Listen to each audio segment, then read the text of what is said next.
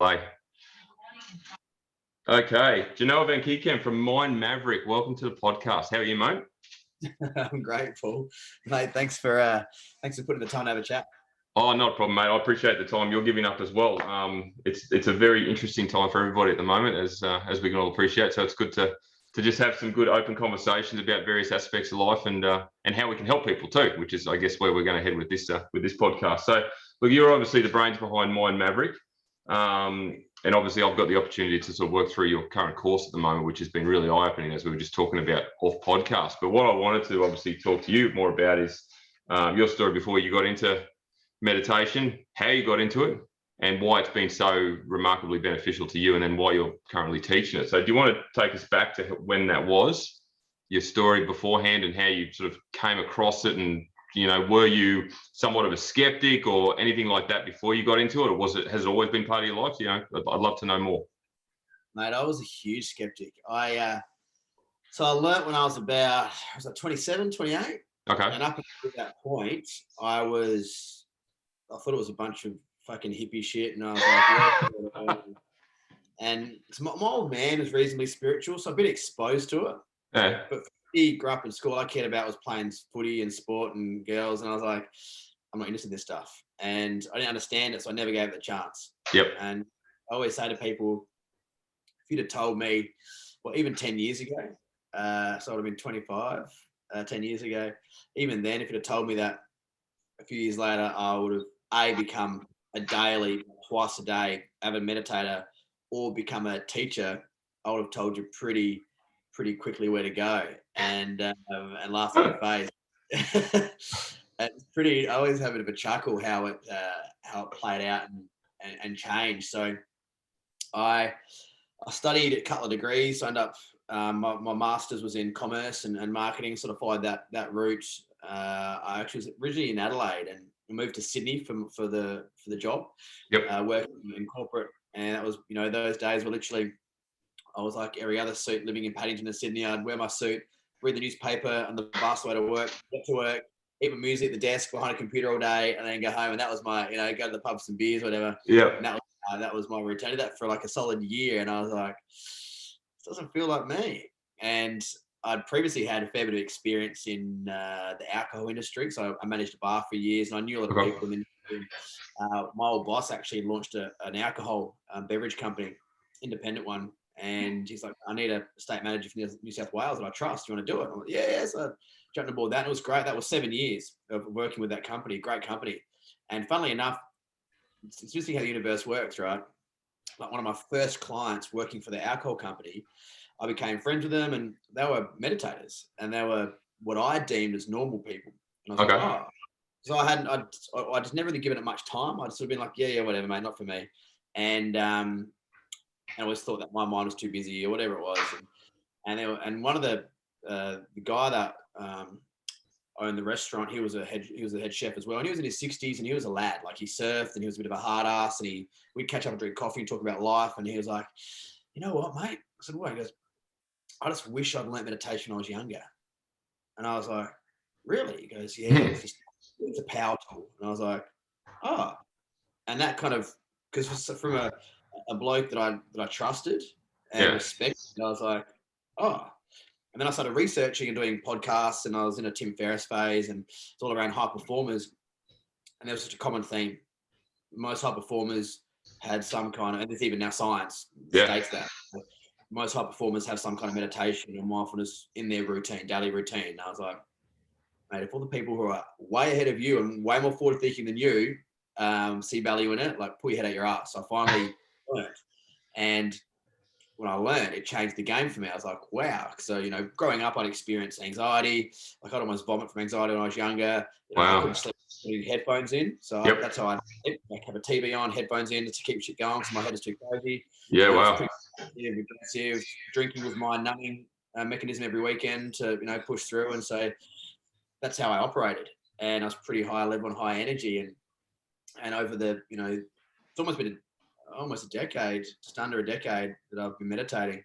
It just started my experience of life just started changing to the point where I was like, everyone needs to be doing this.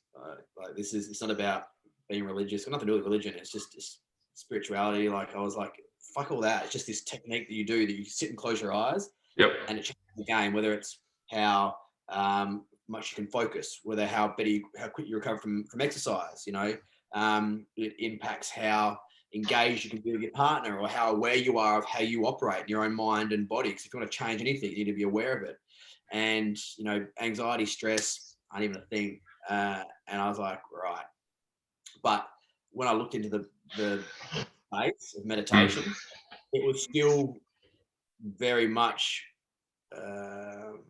well, it really aligned to the stigma, which is why I didn't get involved in the first place. Because a lot of the teachers out there were, you know, purist and kind of this, you know, and consciousness and, you know, and find this inner peace. And I was like, that ain't me. And I wouldn't have learned from any of those teachers, and not to discredit their way of approaching it, which is of course absolutely fun. But for my mates and myself, it was just not really an attractive space. And everyone's going around thinking that meditation means you have to be able to clear your mind or clear your thoughts, which is the biggest misconception around. And so a lot of things and barriers for people to learn. And sort of, I had this opportunity to come up. I was still working for the alcohol company, and I was actually looking to launch my own distillery. I had a business plan, I had business partners. I was keen to go do something for myself. I was always and this opportunity came up on Instagram to become a meditation teacher. And I was like, something about it just ticked. And at the time I was speaking to my boss, and he was like, I was telling him that I was going to leave his company to start my own competitor company, not in an aggressive way, because we're still mates now. He's like, I respect you. I did the same thing, blah, blah. And he's like, just hold that thought. What do you really want to do? And I was like, and you know, that made you think, because I was like, things I wanted to do weren't attached to launching a distillery. And so when I stopped, it was about that time the opportunity to become a teacher came up, and I was like, that's what I want to do. And I told him, and he's like, mate, I fully support it. He supported me for the whole, while I was studying, everything. It was amazing. And so I studied with intention to kind of mess with the space a little bit and bring a whole slightly more rough around the edges approach to it, and just make it more, the technique itself is so powerful, right? Whether you believe in it or not, it doesn't matter.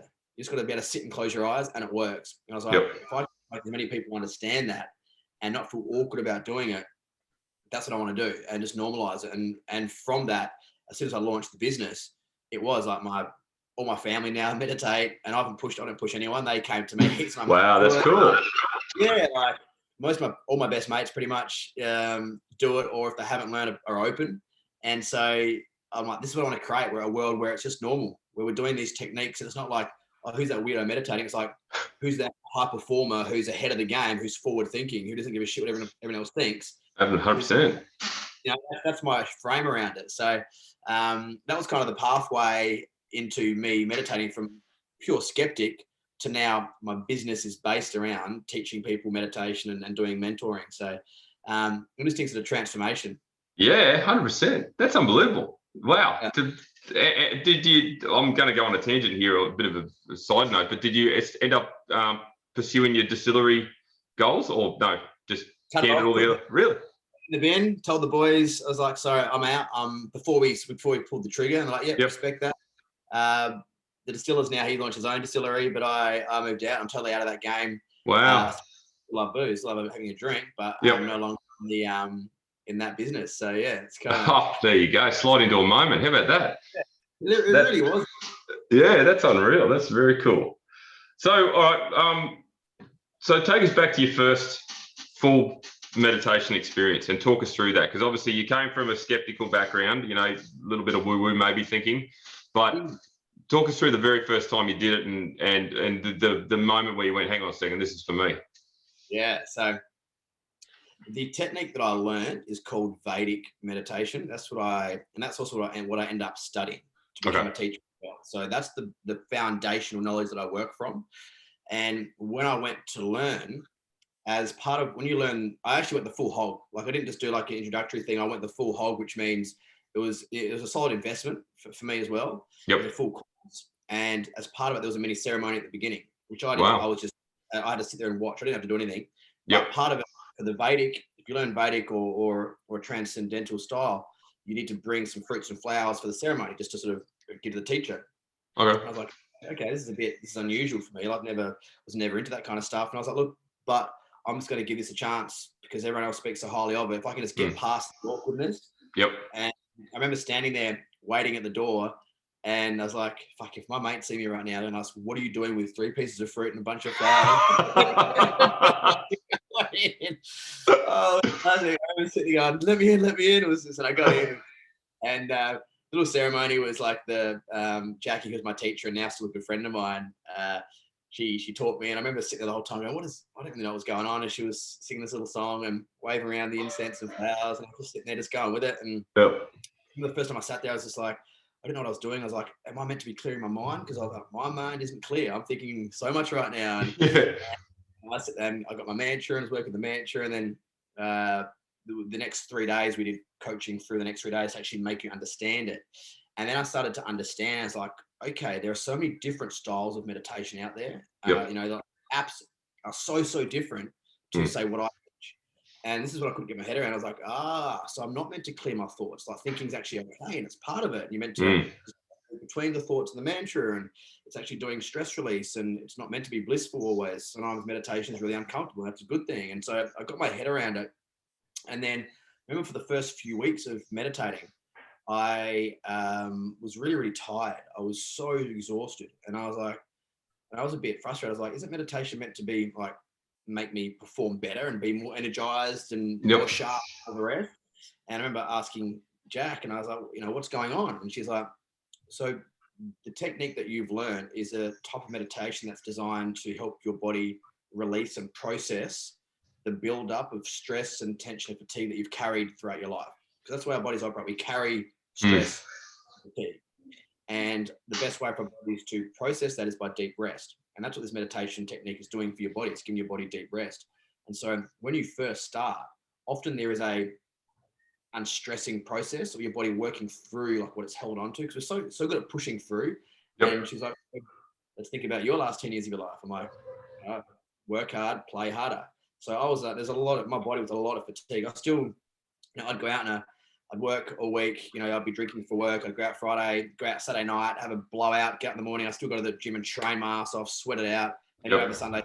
My body's on a lot of pressure. So my body was just releasing fatigue. And she goes, your body's holding on to that. Your body needs to release it. And in the first few weeks, you might actually feel a bit of that come through. So at first I was a bit unsettled and rattled. But then when I allowed my body to work through it, then I went an up level. I was like, wow. Just so much less reactive, so much more calm, so much more creative, like focused. And like even now I look back at how I even looked, 5 and 10 years ago. I look way better now. Yeah. Okay. Man, it's crazy because just the health of my body and my nervous system is totally transformed. And so it went from initially a bit of a shake up to then little stages of up level. And then also throughout the process is we normalize the experience, just like in exercise, right? If you first start seeing some shifts in the body, like, oh, wow. And then it becomes the new normal. And you're like, am I losing anything anymore? Or putting on weight anymore? It's like, no, that's just your new baseline. That's right. So that's right. What happened with me with meditation. Like at first I was like, oh yeah, things are changing. Then I was like, I think I stopped working. I just sit here and close my eyes and say a mantra and think a little bit and kind of whatever. And then I'm kind of back out. And I realized that I've now up leveled to the new normal. And then I asked like my parents, for example, like a good test to do is to ask people close to you, like, do they think you've changed much? And their response was pretty evident that they were quite happy that I just stuck to it. I was like, wasn't that much of an asshole? But anyway, so yeah, that was my sort of first experience of meditation. Wow, that's cool. That's very cool. That's cool. All right, so let's get into it then. In regards to it, obviously you teach it now. So talk about the benefits of it, because and now's a perfect example. We're in a highly strung situation at the moment, as many people are with lockdowns and stuff like that. Everyone's stressed. There's a lot of anxiety. There's a lot of mental health. So talk about the benefits of meditation, the various aspects that you particularly teach that can help everyday people, me included, in regards to, you may not possibly believe in it, or you may be a little bit skeptical about it first, but if you give it the option or give it the opportunity, it can certainly help with those sort of issues. So the style that I work with, which is different to all the apps, it works with mantra, and the fundamental of this style of meditation is based around the fact that, and it's the fact, science, that our bodies accumulate stress and tension and fatigue. We hold on to it, right? So every time we got picked on and had an argument and this happened and that happened, our bodies carry that. We have big stuff that goes on in our lives. We hold on to that. Sometimes it's big trauma, sometimes it's little experiences that we take on. Also with fatigue, we're very good at pushing through as human beings. And so we're pretty resilient in that sense. But what is happening is we're just kicking back the debt, kicking the can down the road. We can push through. And for most of us, what I see is a lot of my clients, they wait till they break. Right. It's like, okay, now I need something. Yep. And our bodies can only handle so much. And what it looks like is like the fact that you look at the society now, and to say you have anxiety is just normal. Yeah. No one questions, oh, you have an anxiety yet? You don't even think. That's not, to have the level of anxiety we have, a small amount of anxiety is natural. That's part of how we've evolved and part of our survival mechanism and a stress response. But the extent to which people now, just like kids at primary school, are saying they are stressed and have anxiety, that's not a normal way for a human being to operate. Being depressed, insomnia, addictive behaviors. Yeah. The level, what is now normal in society is not normal. And it's because our nervous systems are under pressure, because we're very good at numbing. We're not taught to feel, we're not taught to look after ourselves. And we're taught that, and don't get me wrong, nutrition and exercise are very, very fucking valuable parts of our health, but we're not really taught how to look after our nervous systems and our brains properly. No, that's right. And what is involved in every single thing we do, whether it's how we respond to exercise, how bodies metabolize food, how the decisions we make around food and exercise, how we recover from stress, how we respond to situations. It's our brain and nervous system. And that's the one part we don't look after. And this is why most of us are now finding that we aren't quite performing like we used to. Maybe like, I'm just feeling a little bit more, frazzled, and I'm easily rattled, and I'm a bit more frustrated now and a bit more down. It's because our nervous systems are just under more and more pressure. And at some point, it's going to manifest into something for us, whether it happens now, 5 years, in 10 years. It manifests in some way, mental or physical. And so what this technique of meditation is designed to do is to help the nervous system and help stabilize and help de-excite and take off some of the pressure. So the way our bodies naturally process stress and fatigue is by deep rest. We go to bed at night. Now, the amount of stimulus we're exposed to in just one day just outweighs what our bodies can actually process. If you think about all the stuff we're involved, I think there's some kind of a comparison done to what we're exposed to now in a day is comparable to what we're exposed to in a whole lifetime, like 300 years ago, something like that. Wow. Now, we haven't had a few 100,000 years of biological evolution for our nervous systems and brains to keep up with that, to be able to process that. That's why we're in the state that we are now. Yep. And so we wake up every morning and there's still some debt from the day before. And so what this technique of meditation is designed to do is designed to allow you to have these one or two times of the day where you are not up and about and doing and eyes open and trying to think and solve problems, where you're just allowing your body to just be in the moment and rest, in the sense of you are using a mantra as like your little anchor. So the idea is that it's fine to think, because thinking is part of the process. And the way it works is you just sit there with your eyes closed and you whisper a mantra inside your mind. Now, a mantra isn't an affirmation. Like, an affirmation is like, I am powerful, or, I am worthy, or I am love, or they are sort of mantra has been a bit hijacked. So mantra in a sense, that's not a mantra. That's an affirmation. A mantra is just like a mind vehicle, is a translation. It's like a sound vibration. And most mantras are Sanskrit sound. So Sanskrit is the ancient Indian language, arguably the oldest language in the world. And this language is said to be onomatopoetic of nature. So like bang, clap, crash. And so when we use these mantras, what they do is they engage our mind and we enter a different brainwave frequency. And what it does is our minds, for a moment, they go beyond the relative thinking, so the ego and the doing and the blah, blah. Even whether it's for 5 seconds, while you're saying the mantra, your mind will forget for a moment what's going on. Yeah. When it does that, it de-excites. And when it de-excites, because the mind and body are connected, ultimately. They're one, really. They're more than connected. Now, when the mind finally goes beyond the doing and the survival and the throes of life, the body responds and goes, oh, we're not doing for a moment. We're literally just sitting here comfortably on a chair or in the front seat of my car or on a park bench or whatever. Oh, we can rest for a moment. And the body then goes into deep rest. And when the body goes into deep rest, because it's no longer in survival or doing or recovering, all the other things that we do in our life, it has a chance to start working off the deep stuff. So the old stress and fatigue that we have in our systems. And so that this technique is designed to help the body remove the old buildup of stress, tension, and fatigue, as opposed to, in my opinion and definition, a lot of the apps which are based around the mindfulness styles of meditation. So most of the apps are techniques that are really, really great to use. I use them as tools. Yep. So they're calming you in the now. That makes sense. So the way that I take it based around it, it's a daily practice. You just do it every day, regardless. Doesn't matter if you're feeling great or you're feeling terrible. While the apps are great tools to help you at a moment in time, if you've only got like 2 minutes, I'll quickly do a body scan, I'll quickly do a guided, or help you go to sleep. So they're kind of great tools to use combined. But the technique I work with, and the reason why I work with it is because the idea is that if you're able to maintain that as a consistent practice, you won't need those tools as much. Like you won't experience the anxiety as much. You won't experience the stress as much. You will sleep better. And they're the byproducts of doing this practice, which Wow. Most people I work with, it's slightly different for everyone because everyone's got a different nervous Of system. course. Like fatigue, for me, it might be anxiety. So it's slightly different for everyone, but it's I obviously swear by it, and so do the people I work with. Yeah, 100%. 100%. Okay, so let's talk about your course then. So, obviously it's been going for a little while.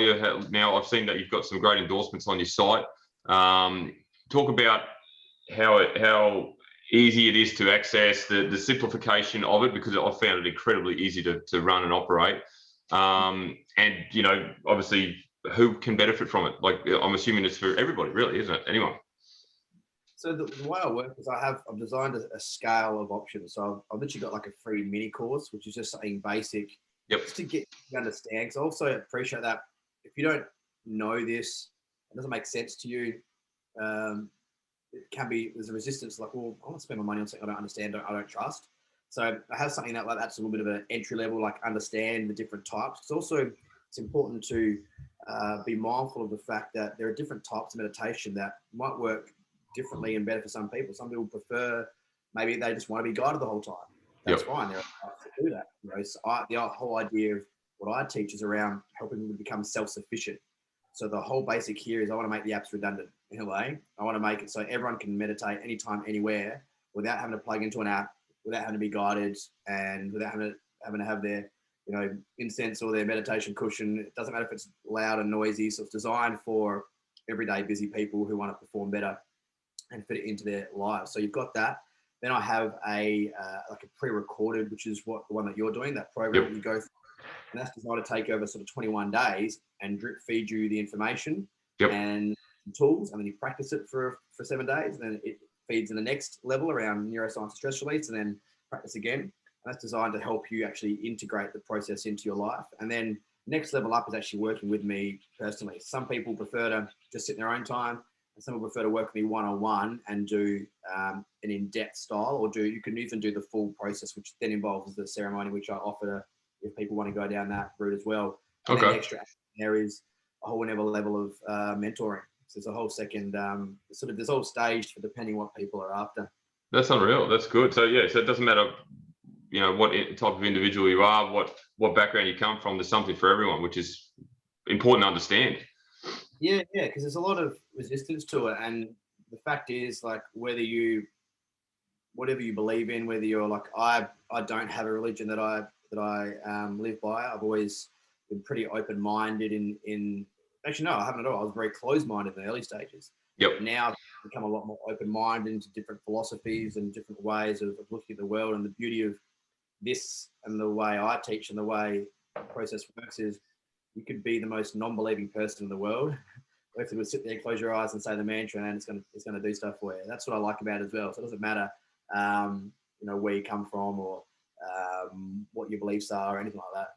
Unreal. Well, I guess that's important to differentiate, because a lot of people will assimilate religion with meditation or spirituality with meditation when, they are somewhat, separate paths that you can take. So it's important that they understand, because, like I said at the start before, if you had asked me 5 years ago, and like you said at the start, if I was to do some meditation, well, no, don't be stupid. No, whatever. But, it's good to have an open mind and realize that this is for everyone, and it can actually really help you too. So talk to me about so someone with that example in mind, maybe they're a little bit skeptical or a little bit unsure or anything like that. What's your advice or recommendation in regards to maybe, dipping their toe in the water and giving this a go? Obviously, you've got the free mini course, but in terms of understanding what it can do, what's some advice or recommendations you can give in regards to that type of person? Yeah. So often there are some barriers that come up for people, and one of them is around. I mean, I've touched on the fact already that I think one of the biggest barriers is people think they have to be able to clear their mind and empty their mind. I think cool. So just to be clear, it's not right. Trying to stop your mind from thinking is like trying to stop your heart from beating. Right. Yeah.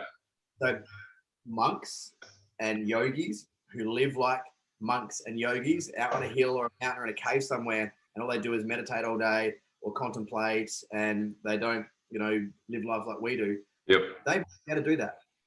So this is where I think there's a lot of people, a lot of teachers will regurgitate what they've heard a yogi or a monk say, and clear your mind of the day. Rah, rah. I remember I used to go to yoga studios and I do some yoga, which is great. And then at the end of it, they'd be like, "Oh, clear your thoughts of the day," and I'd be like, "No, you just made them fucking worse." Like now, anyone else here clear their thoughts? Because now there's no way it's going on. So just to be clear, it's not about clearing your thoughts or controlling your mind.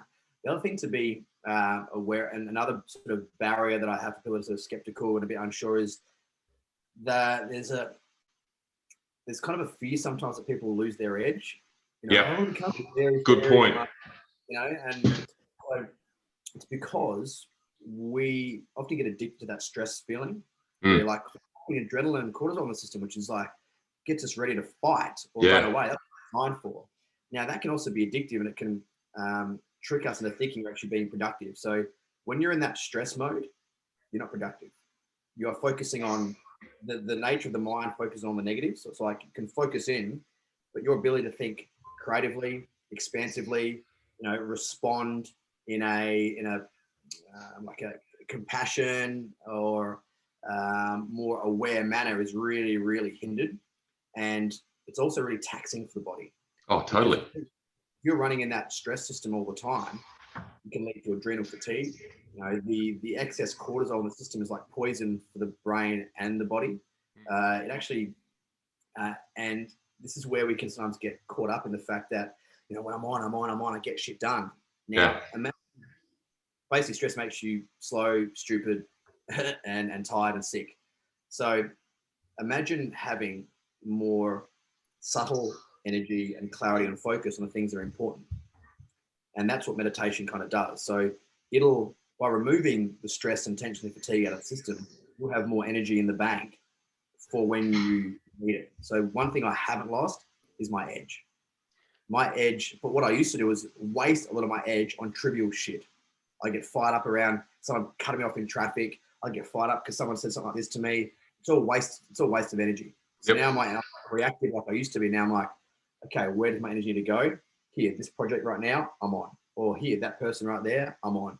And so it's a lot more of a constructive use of your energy as opposed to that reactive, I'm on. It's a jittery feel. And so that sort of ties into the productivity piece as well. A lot of people are like, I'm too busy, I don't have time for it. So that right there is it's just saying I don't prioritize it. So if anyone says I don't have time for it, I don't accept that. I've taught single mums run businesses. It's priority. I mean, whether you, I mean, PTs are the few people that I sort of say, okay, maybe don't get up early. Someone get up at 4 or 3 in the morning. I'm like, there's a lie now. I get that. So start at 11 a.m.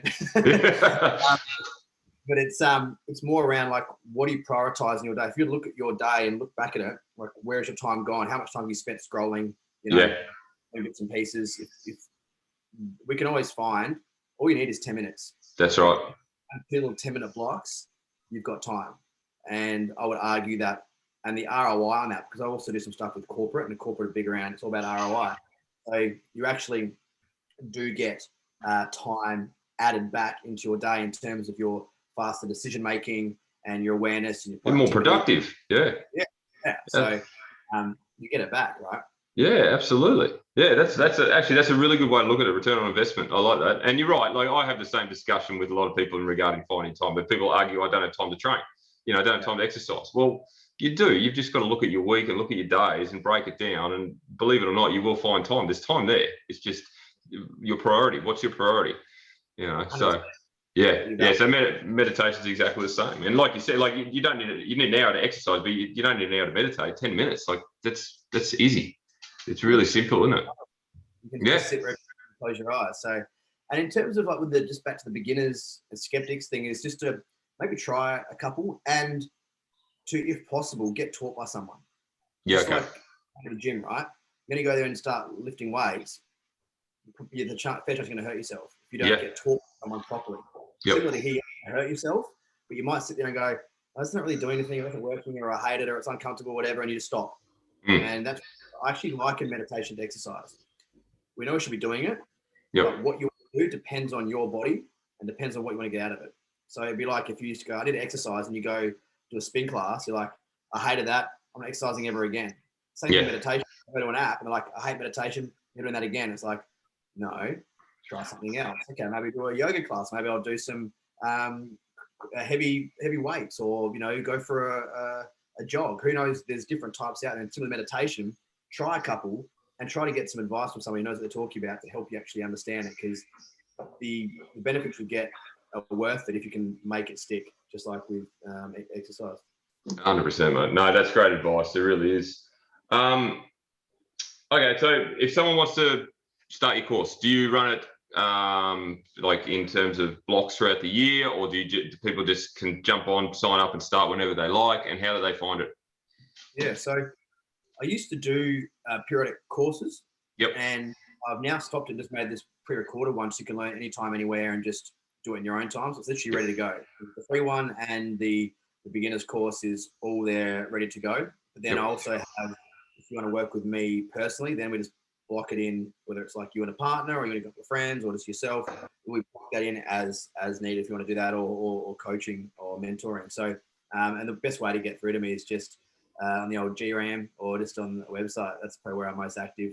So I'll put that website on the show notes. So if someone wants to do one-on-one coaching, do they have to be local, or you can do it like we're doing now via Zoom? All online now. Just because it's the nature of the world. I teach people from, you know, in bloody Holland to US to here to wherever. I love it. So it's more accessible now. There you go. Unreal. Fantastic, mate. Well, we might start to wrap it up, mate. I really appreciate you giving up some time and giving some insight into meditation, because it's certainly a topic, and it sort of falls within health and fitness nonetheless, but it's something I don't know anything about other than what I've learned from your course to date. But it certainly has its advantages, particularly, like, you know, I see so many clients of mine that are highly strung, stressed, anxious, you know, financial pressures, relationship pressures. So all of these things can certainly be assisted with some form of meditation by the sounds of things. And it's certainly something that they could benefit from, I reckon, particularly when the overall commitment is potentially 10 minutes a day. I think that's the big thing that people need to realize, is the investment and the return are completely incomparable. Yeah, well, it's the way I look at meditation is like it power charges the other work that you do. That's a good way to put it. Yeah. Like, I mean, obviously, one of my business partners for another business I have, which is a men's wellness and performance business. You know, what we used to see a lot of is you have people come and train. They'd train hard and they'd eat pretty well. They couldn't get past a certain level. It's because they were stressed the whole time. Yeah, they were running, and they were pumping cortisol in the system. So if your body's pumping in fight or flight most of the time, and you're buzzing, like and you've got and you're not working off the cortisol because you only train once a day, and the rest is just in your system. That actually, often people can't get past a certain level. It's because like cortisol is actually eating away at your muscle tissue, which then, of course, cuts down your metabolism. And so there's often other ways people don't get their head around. It's like, yeah, I'm working hard, I'm training, I'm eating pretty well. And it's like, I can't get past another level. And it's like, it's because your nervous system's fucked. Yeah. So it's like that power charger for everything else that you do. I like that. That's a good way to put it, actually. That's a really good way to put it. Yeah. All right, mate.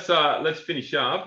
So the question I ask every guest that comes on is who would you invite to dinner? So this is sort of more of a personal question. So if you could have anyone over to dinner, fictional, non-fictional, live, dead, inspirational, motivational, could be a couple of people.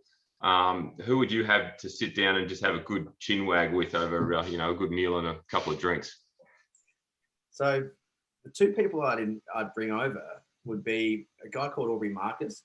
He's based over in the States. Yep. And he has a podcast, and he also owns like a wicked gym called On It.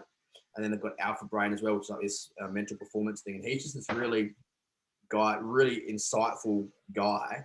Right. He's also got a rough and fun side to him. And he's done some cool shit. Like he's experimented with everything from psychedelics to polyamorous relationships to, training heavy and halves. And he's done like dark rooms over in, I think it was Poland, like where you sit in the darkness for 10 days. Like he's done all this crazy shit.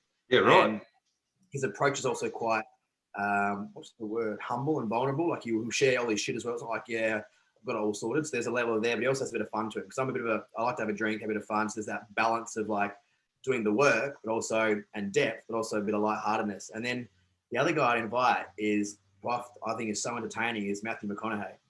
So he is just, like, listening to him talk and the way he tells story for me is so intriguing, but he also has a level of insight. Like he's quite intelligent, and he's also got a level of depth as well.